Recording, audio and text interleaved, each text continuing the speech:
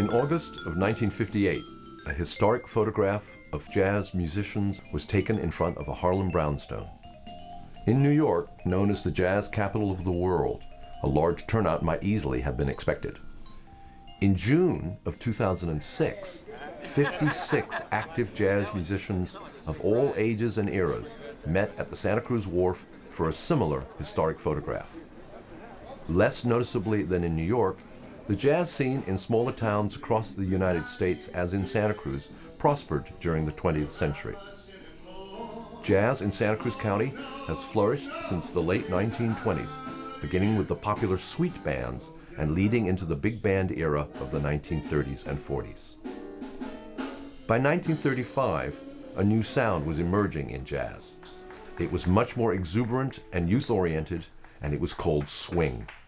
That summer, a young band leader named Gil Evans, later to be famous for his work with Miles Davis, brought his swing band from Stockton down to the Capitola Ballroom, just south of Santa Cruz. The band spent weeks fixing up the unused, dilapidated ballroom. On opening night, when all their friends from Stockton led a noisy parade through Capitola, residents threatened to shut the ballroom down again. But the band remained and spent the summer as rivals to the dance bands at the Coconut Grove near the beach in Santa Cruz, which was considered the nightclub of the area. The Coconut Grove continued as the center for jazz in Santa Cruz during the swing era. In the early 1940s, another new sound called bebop was emerging in jazz. It was more oriented towards smaller groups and the virtuosity of individual musicians. This style, developed back east by Charlie Parker and Dizzy Gillespie, had a strong influence on new young musicians. During World War II and the Korean War years, many musician servicemen flocked from Fort Ord near Monterey up to Beach Street across from the Coconut Grove and to Capitola to play bebop in the many clubs that had sprung up. Santa Cruz remained mainly a resort town throughout the 1950s and 60s. With the founding of the University of California at Santa Cruz in 1965, the emphasis changed, and slowly the town became more of a year-round residential community. The Beach Street jazz scene began to fold as rock and roll music took over in the mid-60s. The fine music programs at Aptos, Socal, and other high schools became the launching pad for young musicians who later studied in a unique jazz program developed at Cabrillo College in Aptos in 1971. Under the tutelage of instructors Lyle Cruz and Ray Brown, the Cabrillo Jazz program won wide recognition. With the cutbacks in revenue for school funding since the passage of California Proposition 13 in 1978, music programs have suffered, and the result has been a noticeable reduction in the quality and quantity of programs offered. Yet, motivated young jazz musicians have found a way to thrive in Santa Cruz.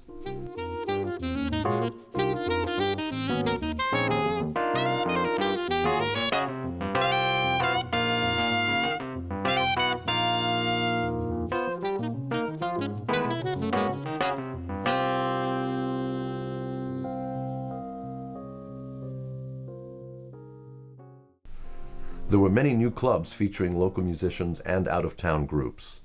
Beginning in 1972, Don McCaslin's jazz group Warmth, augmented by many local musicians and out-of-town guests, became a fixture at the Cooper House Courtyard in the center of downtown Santa Cruz. They played at midday, 7 days a week, and some evenings. Then, with the founding of the Kuumbwa Jazz Center in Santa Cruz in 1975, live jazz presentations began another renaissance. The Kuumbwa brought in internationally known jazz artists to perform on a weekly basis and provided a place for young jazz musicians to experience world-class jazz performers firsthand.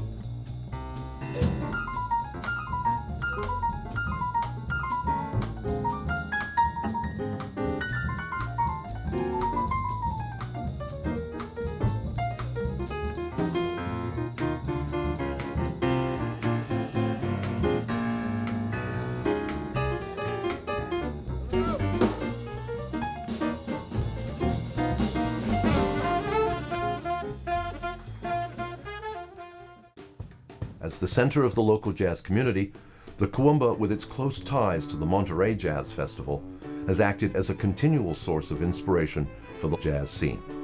As demonstrated by the recent achievements of neophyte jazz musicians, the music continues to flourish into this new century.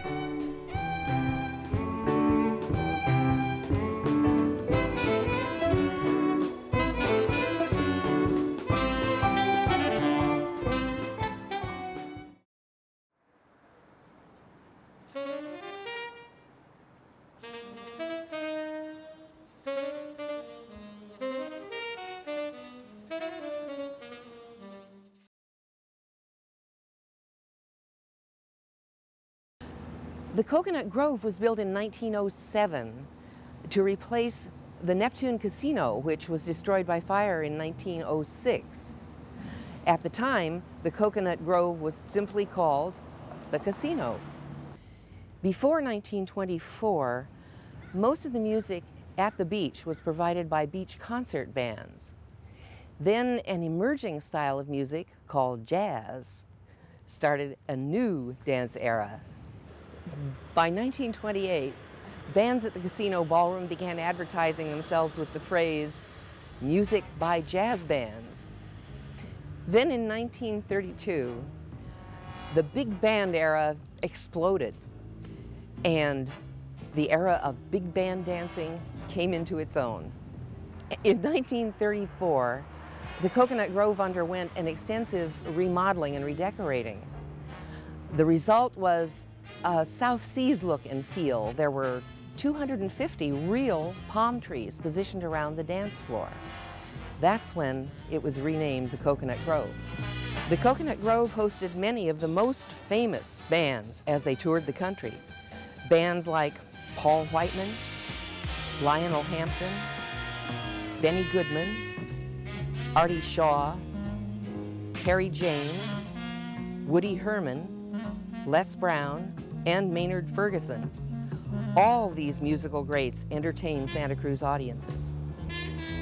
The big band era faded in the 1950s, and by the 1960s, teenage crowds were dancing to more contemporary artists like Sonny and Cher and the Four Freshmen.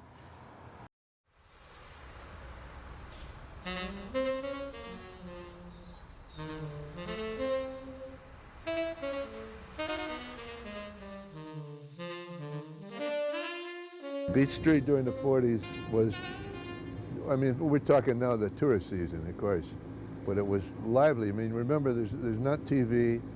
World War II, there were marvelous musicians. I mean, they had regular working groups every night, but also marvelous musicians at Fort Ord in the Army Band. And they would come up probably on their Sundays and, you know, a lot of jam sessions. Lots of people. It was, you know what it's like now. Well, there were lots of people then too. It was a very lively scene. The late great Ralston Brown, who was, you know, an Eckstein caliber singer and drummer, played there at that time, and his piano player he played with was African American. So it was integrated, and I'm sure the jam sessions were too. And he also informed me that they in the San Francisco, Oakland area, blacks and whites had separate unions, and furthermore, there was Van Ness Avenue was the cutoff point, and the African Americans were only supposed to play on one side of Van Ness, and you know the whites on the other side. But he claimed that the band he was in, they broke that down at some time in there, and they played, I think, at the International Settlement, if you remember that place. But anyway, there was that. Definitely the two unions in the car line, but it was integrated here. The Bamboo Gardens was a club, had living quarters upstairs, the club was downstairs, and the whole front was bamboo. That's why they call it the Bamboo Gardens. It was owned by three brothers, the Mandela brothers, Leo, Vic, and Joe. And they lived upstairs, opened Easter week and closed a week after Labor Day. That was the schedule, 6 nights a week. Double Saturday, double Sunday.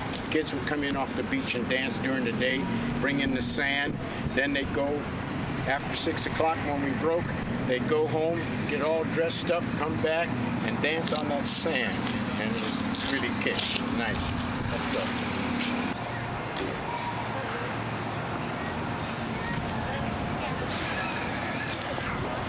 right here on this very corner was a club called the Beachcomber. It was run by a Greek gentleman whom I've forgotten his name by now, but this is where Big Mama Thornton played. And Big Mama Thornton was exactly what she was, Big Mama, and she was a tough entertainer. In fact, I remember one time a soldier kept bugging her and she hit him in the head with the base of the microphone. Told him to shut up. Right here on this corner. Next to it was the bamboo gardens. And we still got some way to go.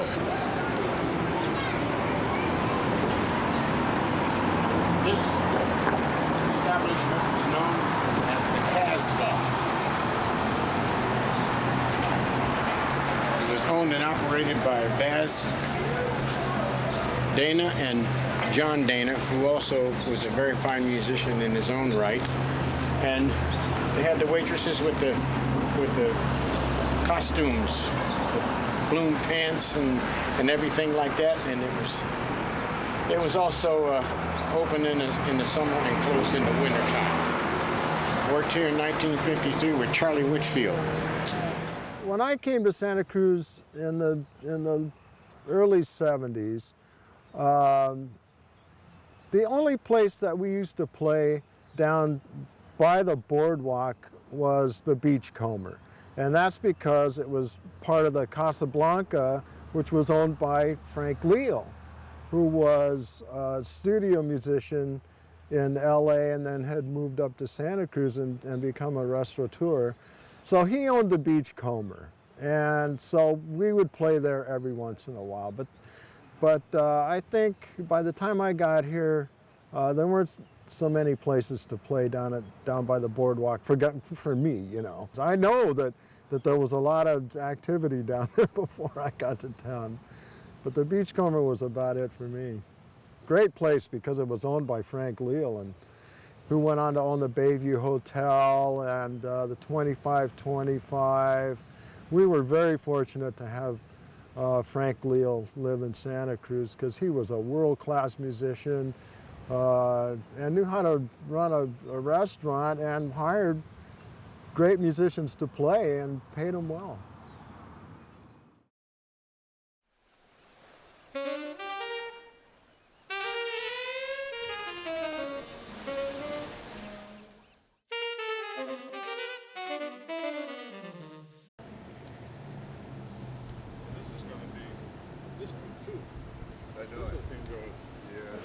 Capitola, which sits just south of Santa Cruz, has long been billed as the oldest resort on the Pacific coast. It has played that role for over 125 years. A camping guide in 1889 complained of the rowdiness among the young people and reported a brass band from one of California's inland towns arriving with female companions and creating noisy merriment pervading the camp until long after midnight. In 1885, the elegant Capitola Hotel was built with adjoining summer cabins quieting down things considerably, even though the seasonal population swelled to thousands. In late 1929, the by now empty and unused Capitola Hotel burned to the ground under mysterious circumstances. In 1934, a small dance hall was built called the New Hawaiian Garden, but it quickly failed financially, and parts were salvaged and brought to the empty site of the old Capitola Hotel. This became the home of the Capitola Ballroom, which itself was converted in 1954 into the Seba nightclub, with the Caribbean Ballroom next door.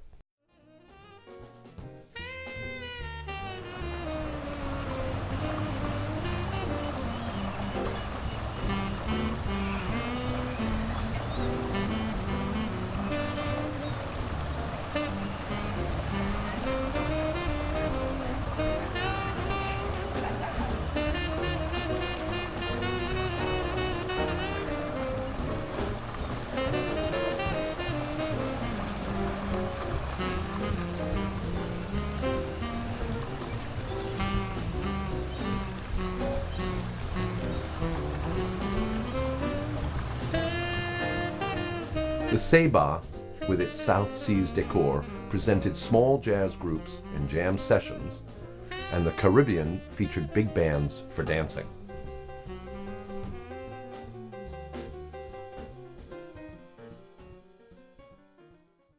Now it was the Seba's turn to burn down in 1957, threatening to end live jazz in Capitola.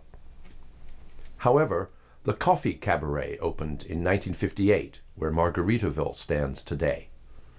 It became the place to go when the clubs on Beach Street closed. At the time, it was the only jazz coffee house with live entertainment between San Francisco and Los Angeles. There were house bands from 8 p.m. to midnight. Jam sessions followed, sometimes lasting until 11 a.m. the next morning. That club stayed open for over 2 years, until residents complained of noise and safety issues, and a city ordinance was passed which effectively closed the club. Later, another Capitola coffee house, Mr. Toots, presented live jazz as well. And there was more jazz to come. I was living in Fremont school teaching, so I played mostly in San Jose, but then there was the one spot, and it lasted again only a year or two, but it was a great place to play. Right across from the Penny Arcade, which is now the Beach Street Cafe, was the Opus de Jazz. And the man that ran it for a while had come up from Los Angeles. He had a little money. Named James Trillo was his name. He was, he kind of fancied himself as a mafia type guy, and a Sinatra and all that. He's a great guy. He hired us to play weekends, and we had a nice jazz gig, and we had jam sessions. And he never paid any of his bills, is what happened. He took the band out to dinner, and he paid us, a fair wage for that time, but he just didn't take care of it. So it only lasted a while, but he sold it then to a friend of his named Monk Deanna. So then it became Monk's in the 70s, around the turn of the 60s and the 70s. And Monk also loved jazz. He was a much better businessman. He's also deceased. And then also in the 70s, there was, for quite a while, I had the job at the Crow's Nest. When the bandstand was downstairs, there was no dancing, it was just jazz on weekends. And then the New Riverside on Saturday nights for a long time. The Bayview Hotel, we had week sessions during the week. But the best of all for me was in 1972, Max Walden hired me to play at the Cooper House. And so I got to do that from then until the earthquake.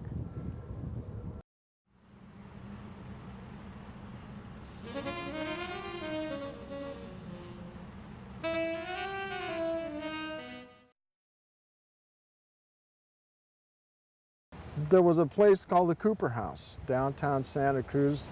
It was an outdoor cafe. A man named Max Walden had bought the old courthouse and turned it into a bunch of shops, commercial shops, jewelry stores and clothing stores and restaurants. And there was an outdoor cafe. And somehow he and Don McCaslin hooked up, and Don started a band down there called Warmth.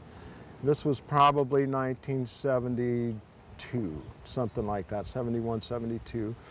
So after I got off the road with Jimmy Witherspoon, I wanted to play jazz, and there was a perfect opportunity for me to play jazz down at the Cooper House. So I went and sat in one day, and before you know it, I was playing 7 days a week down there for lunch.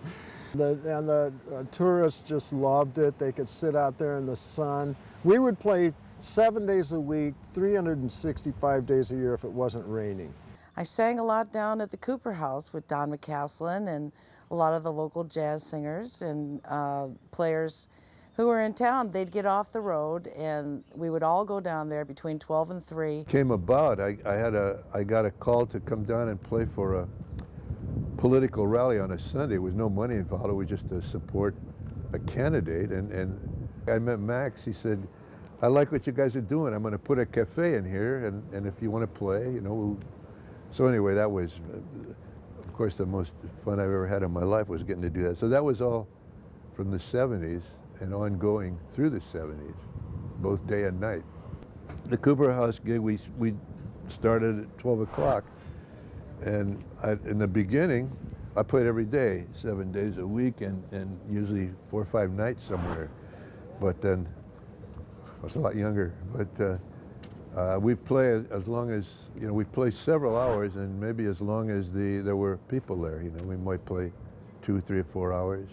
The main musicians would be, in 18 years, it would be impossible, but those that played there the longest, maybe, I think Harry Woodward moved here in about 72, and he's still playing with me in 2006, so he's got Dave O'Connor's still playing with me, and he played for many years at the Cooper House. The early days, well, Jim Baum played for about 7 years, drums, and Bill McCord played for about 7 years. African-American singer Jim Lewis sang from the 70s until he had his stroke, many years. John Thompson? John Thompson was there, the painter and conga drummer for many years. Frank Castellanos was there for many years playing congas. Oh gosh, and then there were incredible number of people that played for a while, I named that band Wimp because I was reading a book by a Spanish philosopher named Unamuno, and he said something like, he's not alive so he can't get me from misquoting. He said something like the ancients, light, the ancients cry, but what mankind needs is warmth. I said, yeah, that's a good quote.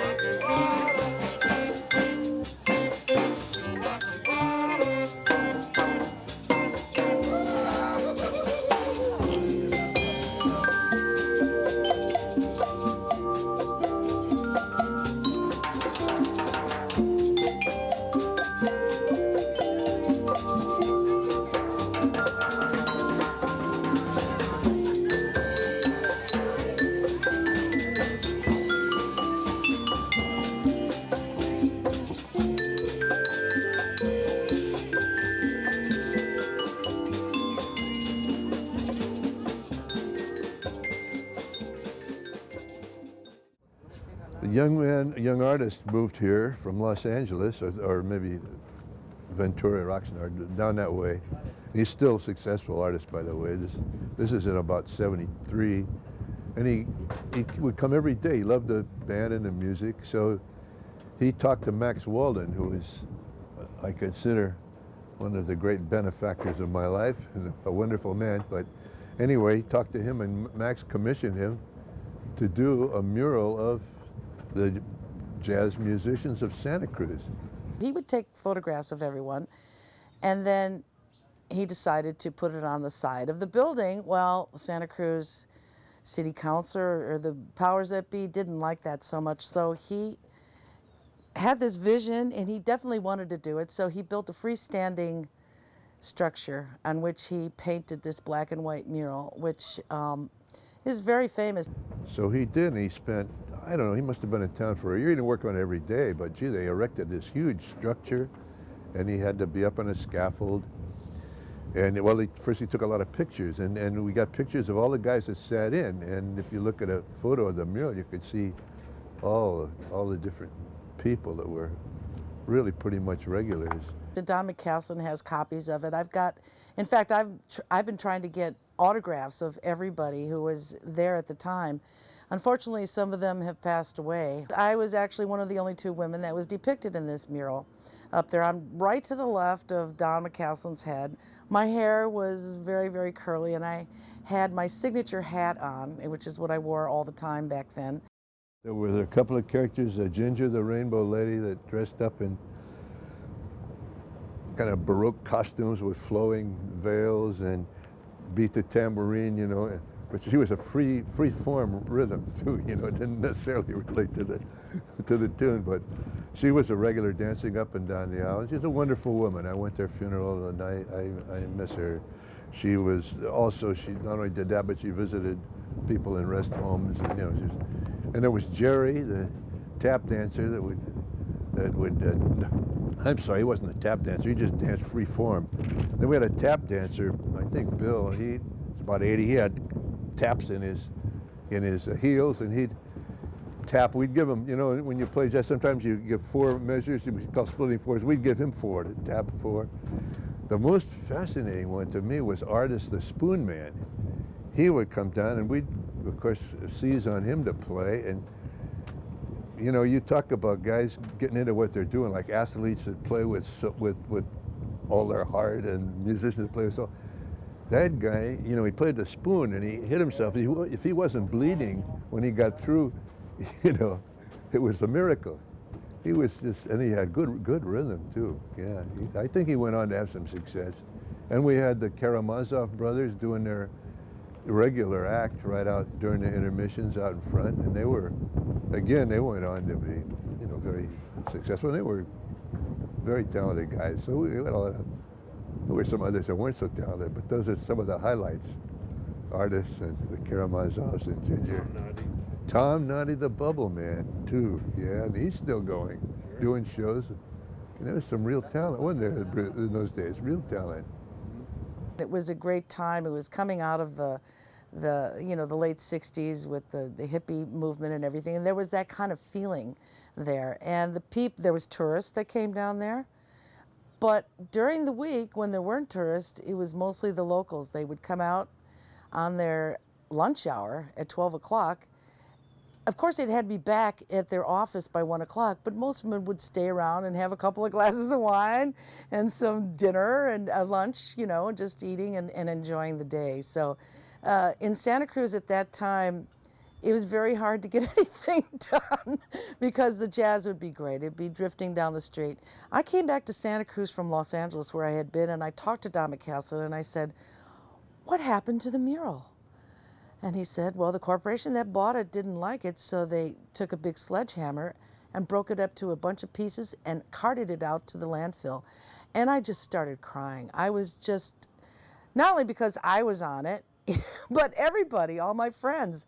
Luckily, I had a print of it, so I could remember those great times. But I told this to Don McCaslin. I said, oh, my God, what are we going to do? And Don looks at me and he goes, well, I think it's time for a new mural. Anything made out of brick was toast after the earthquake. And that's what happened to the Cooper House. It was deemed structurally unsafe, and it couldn't be rebuilt. People couldn't even go in to get their stuff after the earthquake. The drummer at that time, Bill McCord, used to stash his drums down in the basement. He lost those. Artists lost their stuff. Retailers couldn't go in to get their stuff. So eventually it just got demolished. You know, a big wrecking ball came in and knocked it down.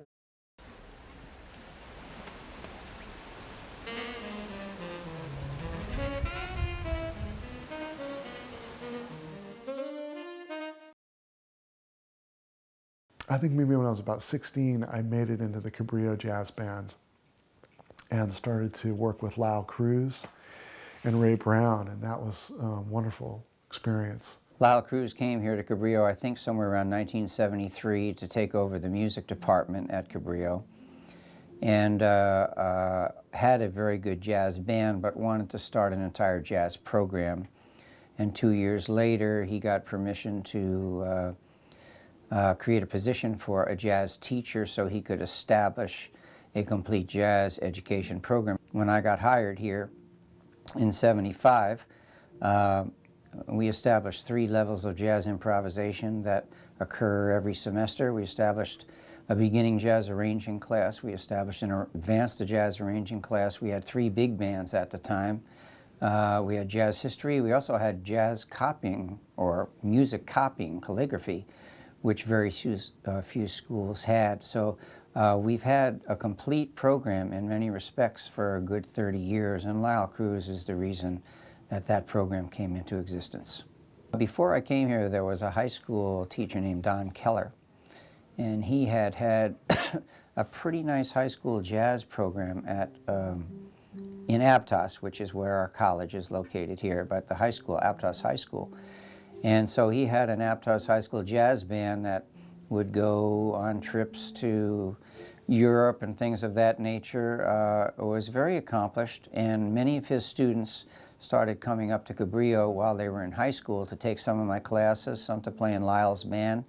And we had a great collaboration going where we got to get some nice students, and Don Keller got to get the result of our teaching up here, so we both benefited very well. There was also a good teacher at Soquel High School named Dave Leitz.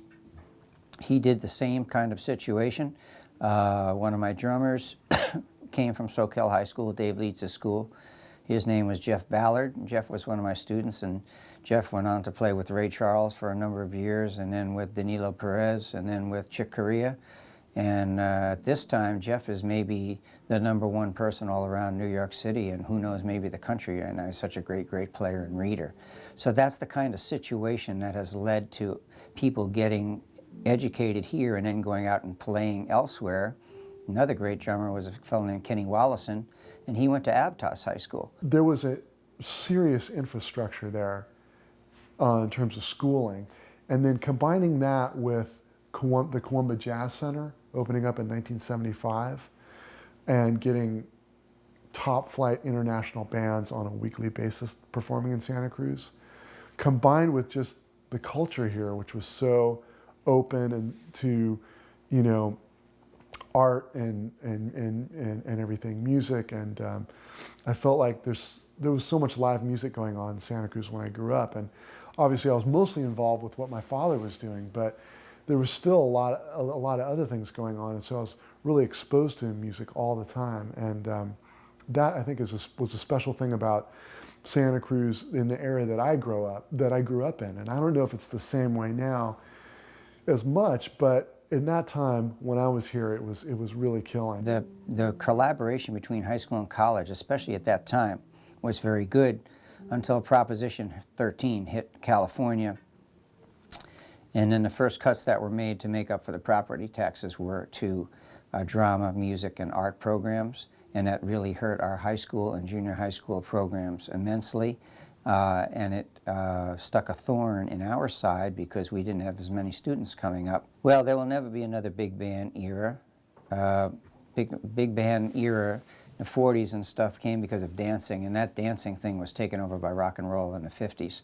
So the whole purpose where those big bands brought in large audiences, such as at the Coconut Grove and things like that, because people came to dance on Friday and Saturday night. There are big bands out there still today, but they are listening bands. Very seldom do you see them playing much for dances anymore, whether it be Bob Mintzer in New York or Maria Schneider or Gerald Wilson. I have my own big band called the Great Big Band that plays at Kuumbwa. Once a year we played at the Monterey Festival, San Jose Jazz Festival, a number of places around. But it's a listening situation. I write all the music for my band, and so it's a place where people can listen to my music that I've written for the band. It's not a dance type of situation.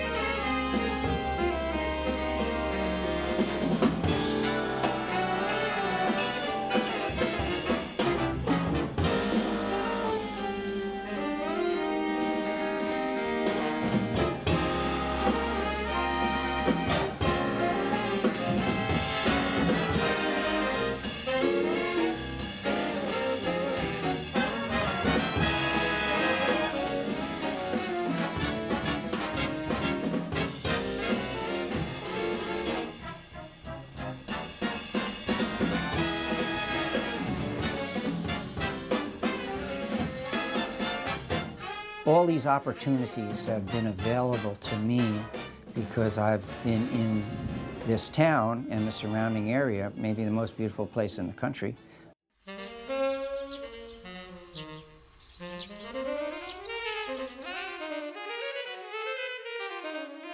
Smith played a gig there, the opening of a jazz center called the Kuumbwa Jazz Center back in 1977. Smith came home raving about this wonderful place, this great jazz center, Santa Cruz, where I had never spent hardly any time as a child, but he had, and said he loved it.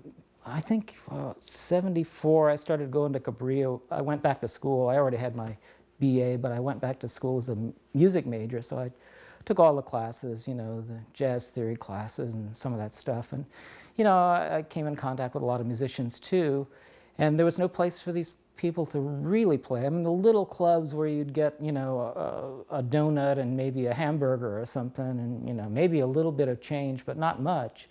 But at least, you know, people were hiring back then. You know, we thought, well, you know, it would be nice if there was some place for a formal place where people could play. The origins of Kuumbwa started back in 1975. I was in Santa Cruz. I was working at the Crow's Nest, and I had also lived up in Half Moon Bay at my friend Pete Douglas's house at the Bach Dancing and Dynamite Society. And he had some tapes of some live performances there that I was bringing down to play on KUSP. So I met a disc jockey at CUSP, Rich Wills, who did a jazz program in the evenings. And I was playing some of Pete's music there on KUSP and working with Rich. And then Rich brought up this idea that he had about forming a nonprofit jazz society here in Santa Cruz. So he had another friend, a woman named Sheba Burney, who also did some work at KUSP. And Rich organized a meeting of interested folks in like February of 1975. Kuumbwa really was founded on no dollars, $0. We were just a young group of interested jazz fans that had no experience in forming a nonprofit organization or producing jazz concerts or anything. So in order to raise our first money, which we hoped we would use to get our nonprofit status as an organization, we took our stuff to the flea market. And that's really where we had our first infusion of cash. And that helped us to walk the paperwork through Sacramento in order to in those days, it was a little easier to get your nonprofit status. The first concert happened April 6th, I believe, 1975. We wanted to make a statement in the community. I mean, our goal really was to be jazz presenters.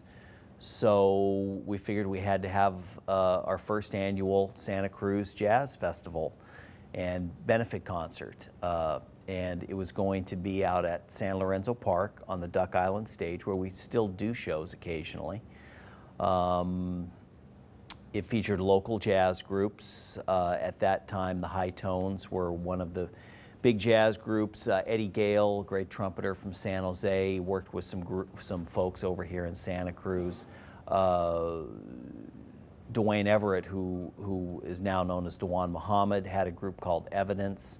There were several good groups that played, and then we were able to get Joe Henderson, the great tenor saxophonist, who lived in San Francisco, to come down and perform. And he brought down Warren Gale on trumpet, and David Friesen was his bass player at the time. And then Jimmy Baum, the drummer, and Paul Nagel, the pianist, both from the High Tones, sat in on those instruments. So it was going to be out there at the park, but it rained. The drops were like tablespoons of water. So I covered up the piano. I had one other volunteer with me, and the others had already moved. We had the foresight, I guess, even though we were rookies at doing concerts. This is only a month after we had our first meeting. We had a backup location, which was the Laurel School Auditorium. It's now Loudon Nelson, but the auditorium there, you know, held a few people and had a kind of a nice stage, roomy. The volunteer and I, we were flagging down passing vehicles, any truck, and this little Falcon pickup, you know, came by, and the guys were looking for the alternate location. We said, "Oh, we need your help." Stan Poplin, Paul Nagel, and I hooked up with Paul Contos, legendary local saxophone player, and started a little group called the High Tones. And we played a lot of original music that Paul Contos and Paul Nagel wrote. I think Stan probably wrote some music too. And we played at little clubs around town. We played a little bit more experimental music than Warmth, let's say. You know, Warmth played nice jazz standards and stuff like that. The high tones really stretched out. We were into Coltrane and Miles Davis and Chick Corea and all that kind of music that more avant-garde. We played at the very first Santa Cruz Jazz Festival. We were just passing around coffee cans for donations, and we had to pay Joe, unfortunately, with a lot of change. I'm sure his bankers were as flustered as he was, but Joe was a decent guy about it, you know. Probably had about 75 cents left, but at least we put ourselves on the map a little bit and made our name known here in the community. And people could see that we were serious about trying to do something about presenting jazz here. So, and from there we developed several concerts. In the couple of years between when we started and when we opened Kuumbwa here, we were probably doing about 6 to 12 events a year somewhere in the community. The organization was kind of at a crossroads, and we figured that our original vision, Rich's original vision, was to have a home for jazz in Santa Cruz. So we figured we'd better move on that one way or the other because the energy was starting to dissipate a little bit. We were all just working as volunteers. We then found out that the Parisian bakery here at 320 Cedar Street had closed down, and a couple developers had purchased it. And they were going to divide it up. I guess in these days you would call it condoizing it. And we came and talked to them, and they rented us 2,000 square feet here in the bakery, and that was going to be Kuumbwa Jazz Center. So we worked for a couple of months. Basically, the building was just a shell. There was no door, there were no windows. In fact, there was only about 3 walls. We had to put one of the walls in. The floor was filled with holes, so we just got a lot of our friends to help us. We used folks that had community service work that, you know, they had to commit to some hours for nonprofit groups. That's how we found an electrician to wire the place. Big Creek Lumber donated lumber to us, and we were able to cobble together a funky little place. And then in May of '75, we opened. The first weekend's concert again featured a lot of our local groups. The High Tones were there. We had developed a relationship with a wonderful pianist from the Bay Area, a woman named Martha Young, who was actually Lester Young's niece. She performed for us. We had met Smith Dobson by that time. Smith performed for us on that opening weekend. And it was an exciting time. We were just young kids doing this. And we made a lot of mistakes along the way, but our hearts were always in the right place, and we worked very, very hard to try and develop a consistency of programming and to have a nice venue. So I think the artists could see that and feel that we were striving and trying for something new, and we were very lucky to have a supportive community. Here we were, a bunch of white kids in Santa Cruz, white hippie kids, sort of, you know, and you know, we chose the Swahili name, and I think, you know, it got around back east. People were like, well, yeah, these white kids are using our language, you know. But it, you know, we just, I mean, James Coleman, you know, was a black man, and he suggested the name Kuumbwa, which, you know, the Oxford Swahili Dictionary at UCS is called it, described the meaning of the word as the act of creation, you know, not the biological sense, of course, but the act of creativity. And we thought, well, that's really what the music is about, you know, because you have standard tunes, you have chord changes and all this stuff, but it's really when the musician is improvising, that's it, you know, it's spontaneous creation of something new. And it is a black music, so we thought, well, you know, it's kind of a weird word, and people, it's really 3 syllables, you know, people say Kuumbwa, but the W is really silent, and it's 3 syllables, so it should be Kuumbwa. Kuumbwa has changed somewhat over the years physically. And when we opened the venue, the stage was at a 45-degree angle from where it is now. And the room was about a third smaller than what it is now. In end of 1987, we decided that we were going to do some remodeling. We were able to take some space from the building next door, so we knocked a wall out, built a new wall, and then shifted the stage around so we could accommodate the logical floor plan of the building. So that allowed us to get about 50 more seats and have a little more professional presentation. We were able to put in a little bit better sound system. We got a better piano, all the sort of things that we needed. It was all done kind of on an as-needed basis. What I remember most is not necessarily specific incidences, but I remember artists that come through and what they were like, particularly the artists who have passed away. When Dizzy Gillespie performed here in 1988, he was a fantastic spirit to have in the room. Stan Getz played here several times and was always a real gentleman and really fun to work with. Helen Humes, who goes back to the swing era and vocals, performed here. Teddy Wilson performed here when he goes all the way back to Benny Goodman in the 30s. So some really historic musicians have played here, and they've all had, to one degree or another, helped shape the spirit of the Jazz Center. I have to give a lot of credit to Tim and all his volunteers and the people that are working there, because they've done a good job in making sure the sound is good, in making sure the musicians are treated with respect and adequately. And that was all part of the original. I think they've held close to the original design, which was to, legitimize the music, because it's still, I can remember hearing an interview with the saxophonist Billy Pierce, and he was going to Central Tennessee State College or something at one point, and this is a black school, right, in Tennessee.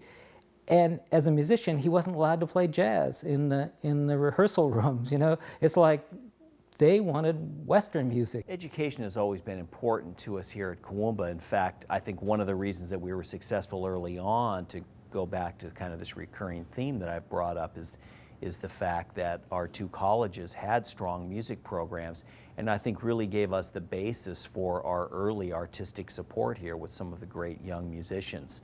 So when that started to, not that their programs faltered, but there was definitely a shift in the late 70s and early 80s, particularly in the feeder schools, when music in the schools became less and less. We realized that we had a responsibility to try and keep music happening in all areas of our community. So as far back as 1979, we started our education programs. 1979, we had our Kuumbwa Jazz Institute, which was hosting classes here on a weekly basis. We also had a program where we were taking professional jazz musicians out to schools to do performances. And over the years, we've solidified our programs now to our high school honor jazz band, to our summer jazz camp, to our master class series, and to our artist performance series for young people. So we have 4 programs that are actively involved in bringing music and teaching music to our young people of our community. Kuumbwa, is basically staffed primarily by volunteers. And to me, it's a really wonderful thing. I spend my whole life working hard, at music and trying to, dig deep, and get to the truth in music.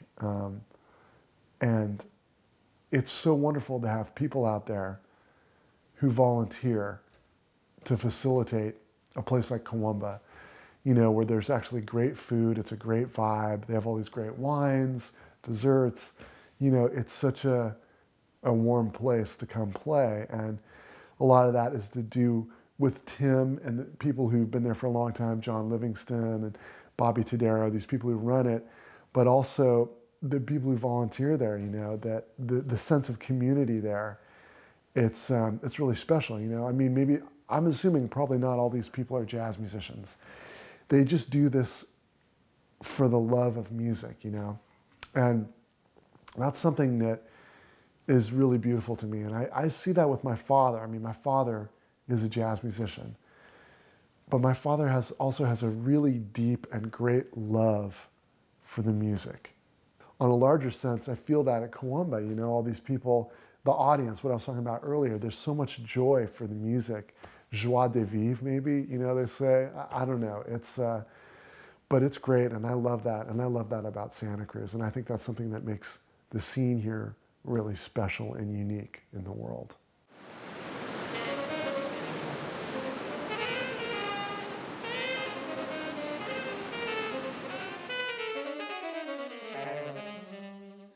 Paul Jackson was the bass player with Herbie Hancock on the album called The Headhunters, several albums actually.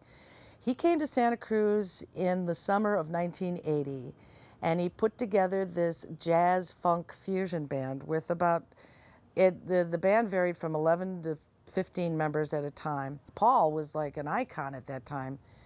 He was the writer of the tune called Chameleon. Boom, boom, boom, boom, boom, boom, boom, boom, boom, boom, boom, boom, da da da da da da da. So we all knew who he was. We all wanted to play with him, and that's where down at the Edgewater in Capitola was the place to play. And I can remember it was August 24th of 1980, and everybody in town showed up to see this band that we had rehearsed for weeks. It was one of the highlights, you know. I think I said that night, I says, well, if I die tomorrow, I think it'd be okay, God, because, you know, this is one of the highlights of my career. I played with Paul Jackson.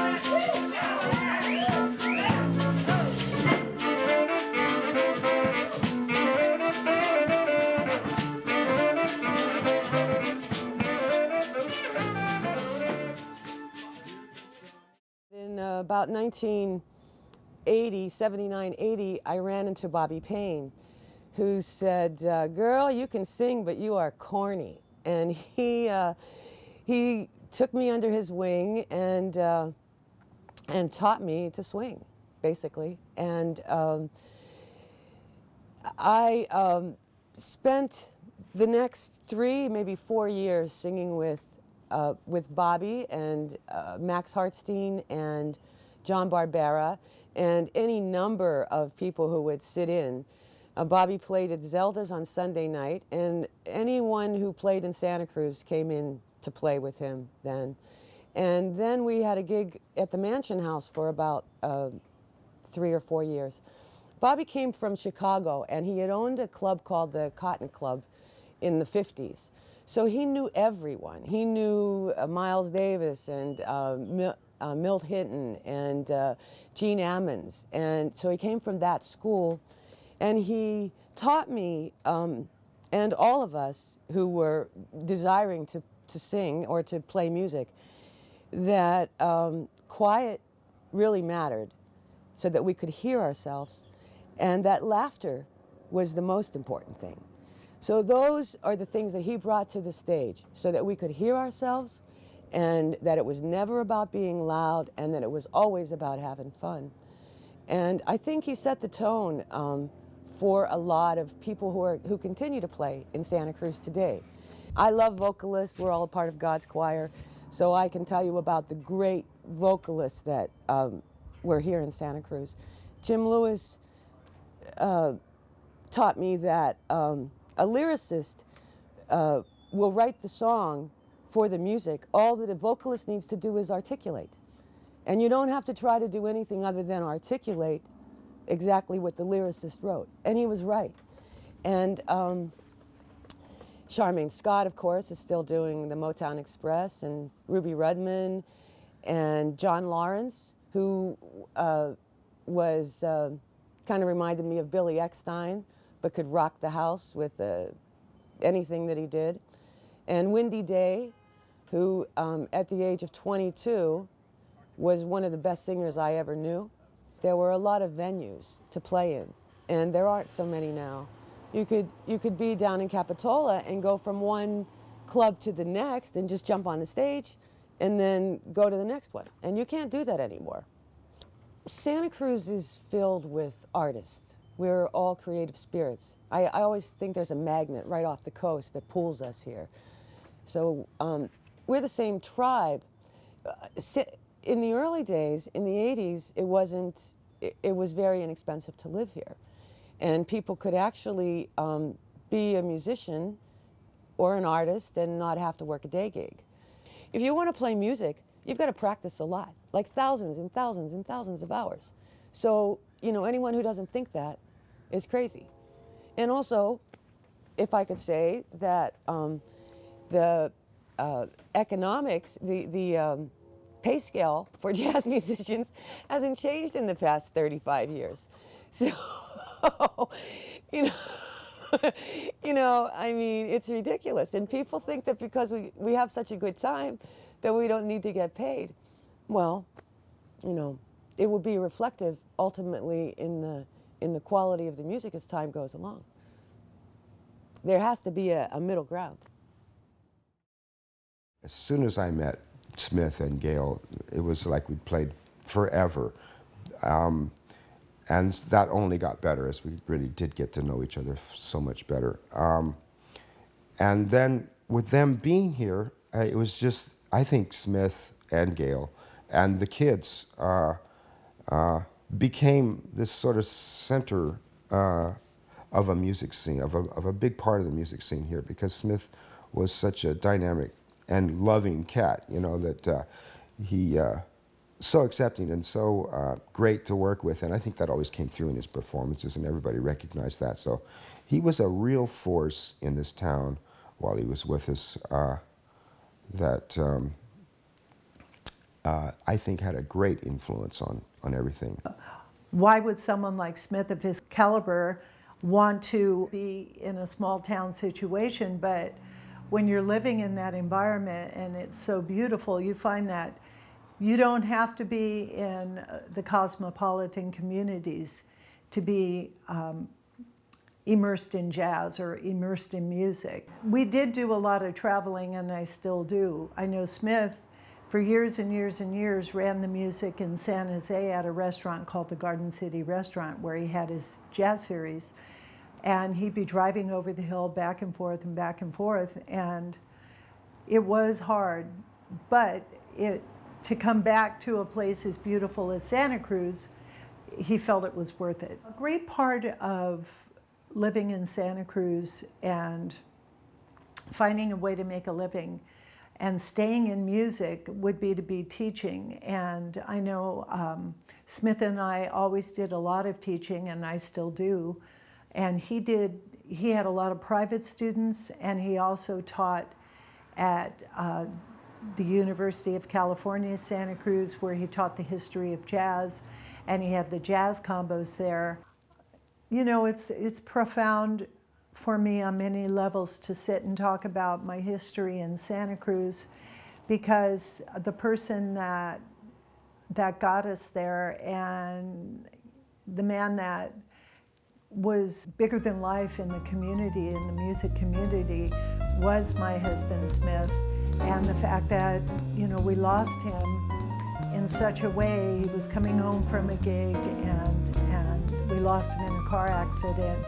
And the fact that I feel like he should be here, he's still here in his legacy, because that's how I live my legacy, is how we live together as a family and a community. And he was such a big part of the community in that way, as far as being this person that tried to teach all kinds of music, not just jazz, but all kinds of music in a joyful way, because that's how he felt about music. And it's sad to me that he's not sitting in this chair telling you what I'm saying, and he would say it in his own way, of course, but I think about him when I'm answering, because what we're doing now, it's been 6 years since he passed away, but my family lives his legacy, which is music and family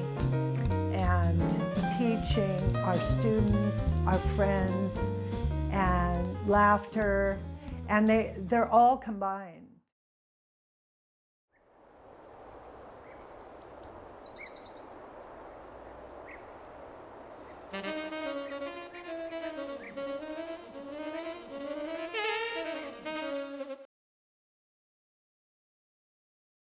I always had the idea I wanted to go to New York, but I didn't really want to go from Santa Cruz straight to New York. A great buddy of mine, Kenny Wallison, did that, and he came back, and his report was not so, you know, like, yeah, come on, it's easy.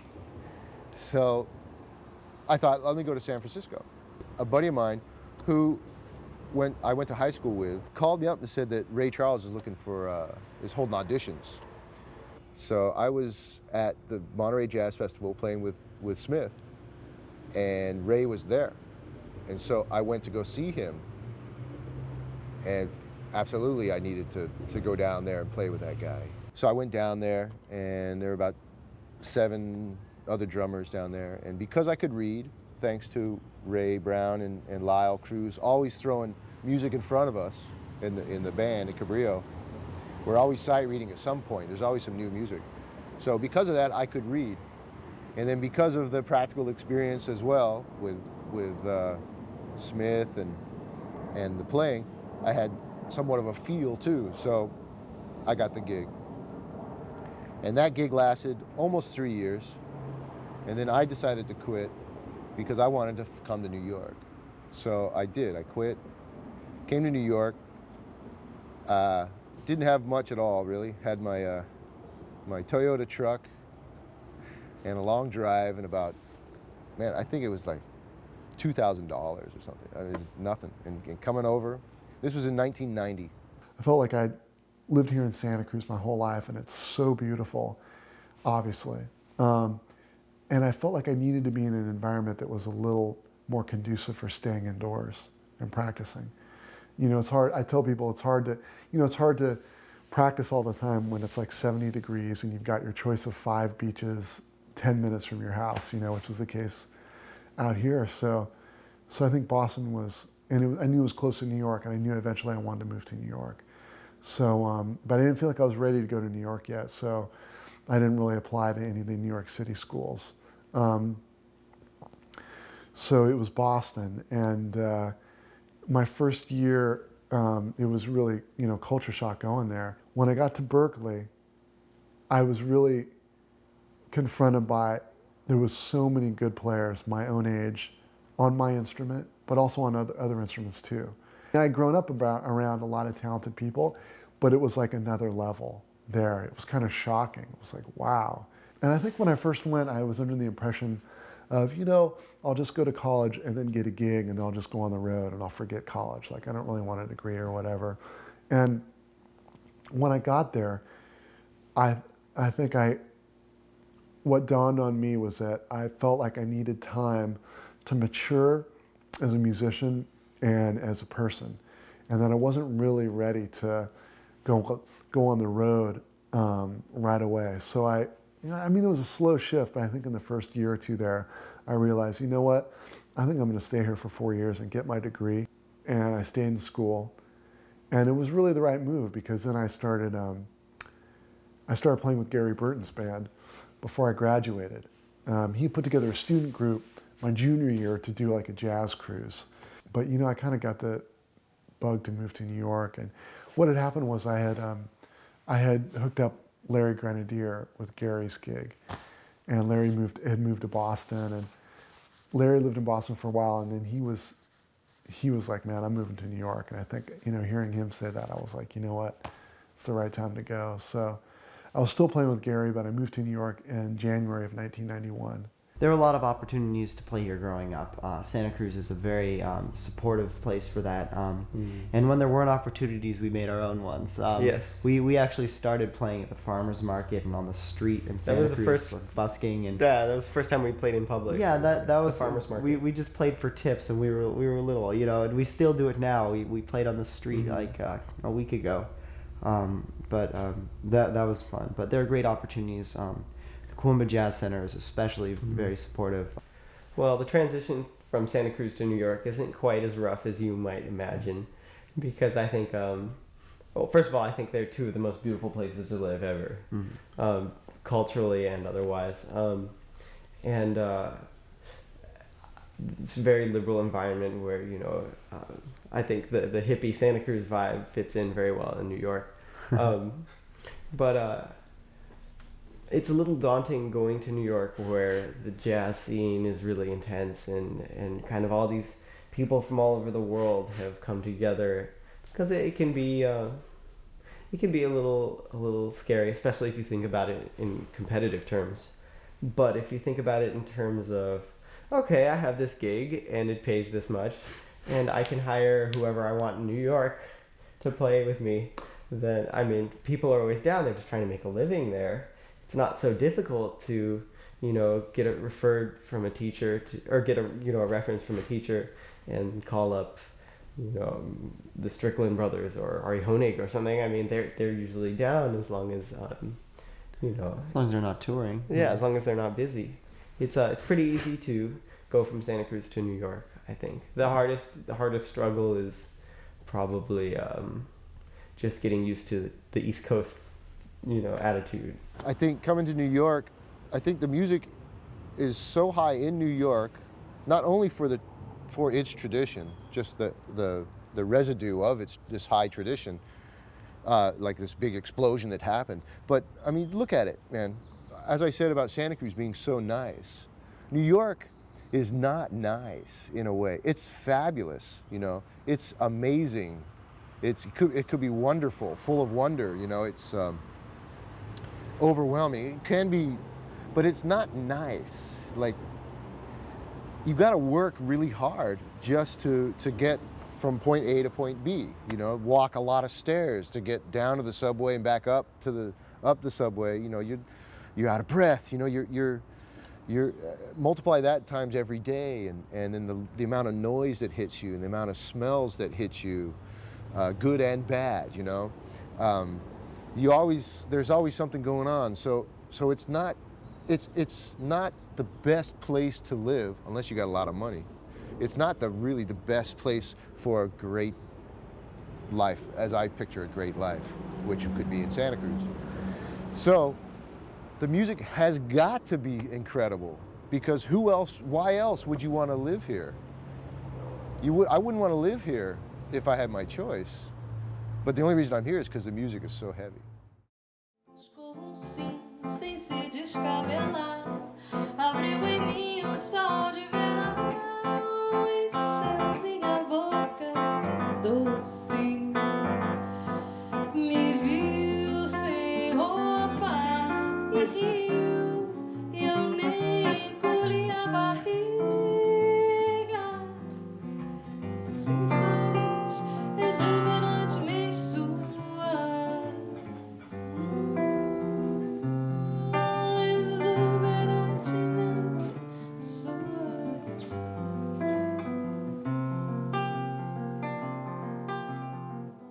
not that I focus locally. I just focus on my daughters.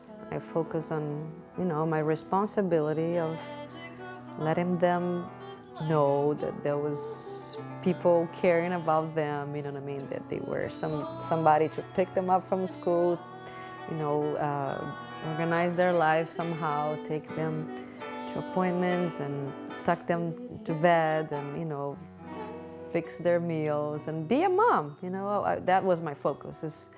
I mean, I did music this meanwhile, but it was my second thing.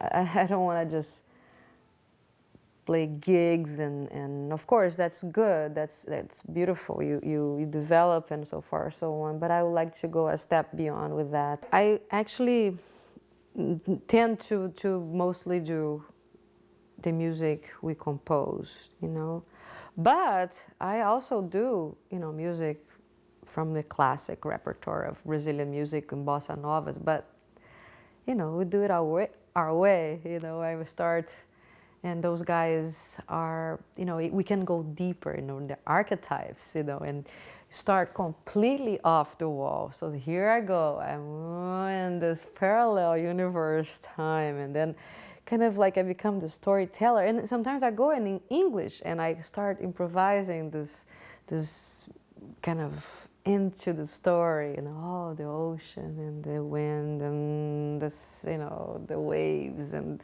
the coconut trees, you know, going swaying, and here comes, time stops, you know, he looks at her, and so far so on, and suddenly, you know, all those harmonies that are coming, and you know, it's all free jazz, and you know, by the time we get to the song itself, you know, it's already something else that can only be done at that second, because you know, I look at somebody in the audience and they were like this or like that. The whole vibe becomes what's about to be created, you know. So but the trampoline is the song.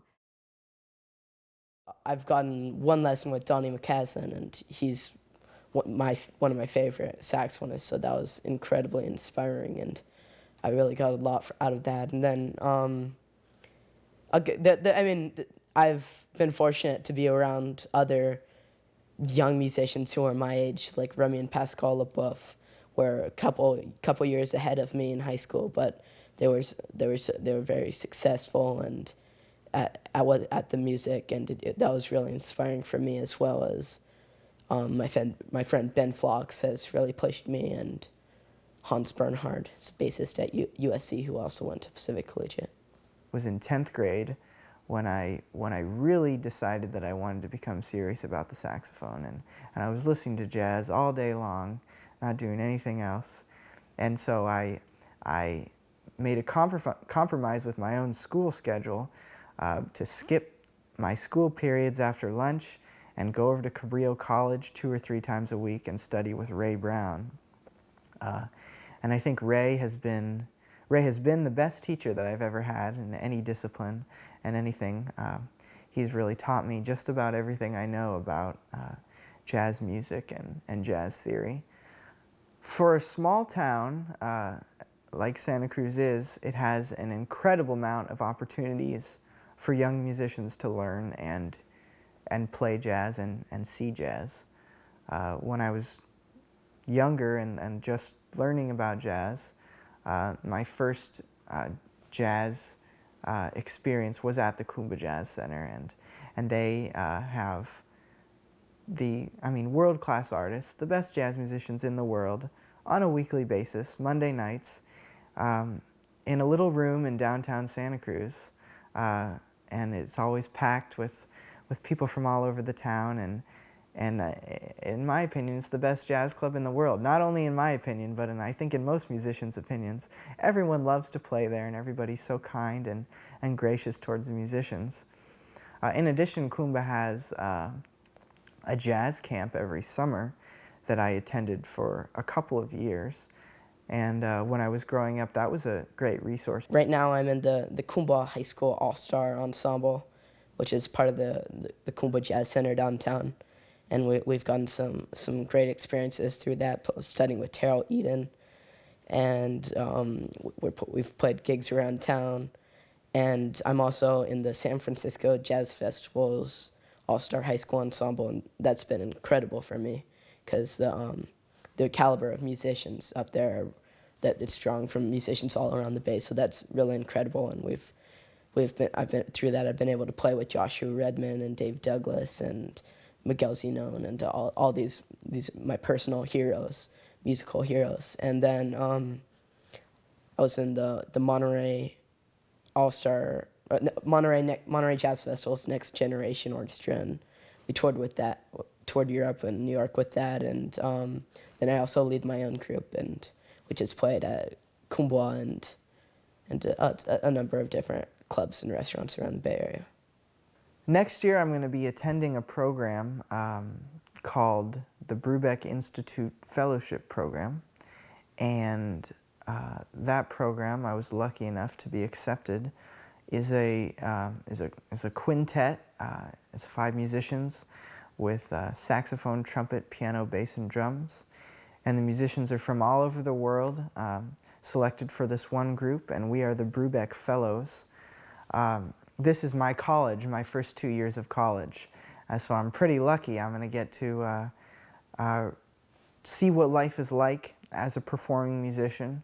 We stay at the University of the Pacific in Stockton, and we live in the dorms there, just like normal college students. But as a quintet, we get to travel around, not only around the state and the country, but around the world, and perform. 10 years from now, I would hope to be living in New York and be writing lots of music and be leading a band and hopefully be as successful as I possibly can. I mean, the ultimate goal would be to be touring and leading my own band where we're playing my own music, which is uncompromised every night.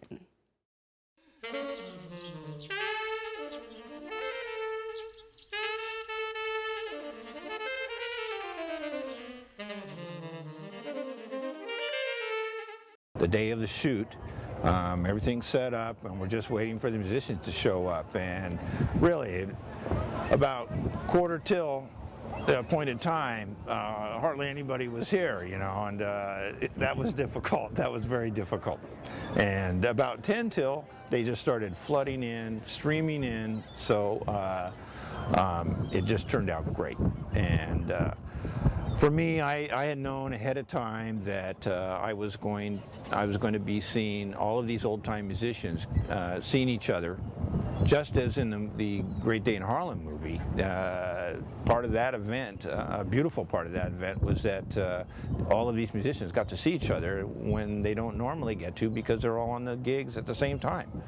So the same thing happened here. People hadn't seen each other in many years, and that was just so much fun to watch. I really enjoyed that part of it. That was definitely a highlight. And then we had a beautiful day. It just could not have asked for a better day weather-wise. It was just beautiful out here. And everybody got into the picture, almost everybody. We had 2 late arrivals, and they showed up after the shoot was over. Again, you know, it was breaking my heart, but what are you going to do? So the shoot went off perfectly, I would say, and everybody was having fun. And the pictures came out great, and the feedback from all the musicians was incredible. They just loved it. Hey, I stuck my tongue out. You weren't looking down on the ground level, Mike. Yeah, actually, I have a little more room. Maybe that'd be good, and maybe the shorter folks way in back, maybe a few can come over here. The relief at finishing the project was immense on my part. As a musician, of course, I'm aware that people are always coming up to you after a performance of any kind, and oh, that's great, that's fantastic, you were wonderful, you know. And, but there's no doubt about it that when it's the musicians saying this that were part of the picture, it really meant something.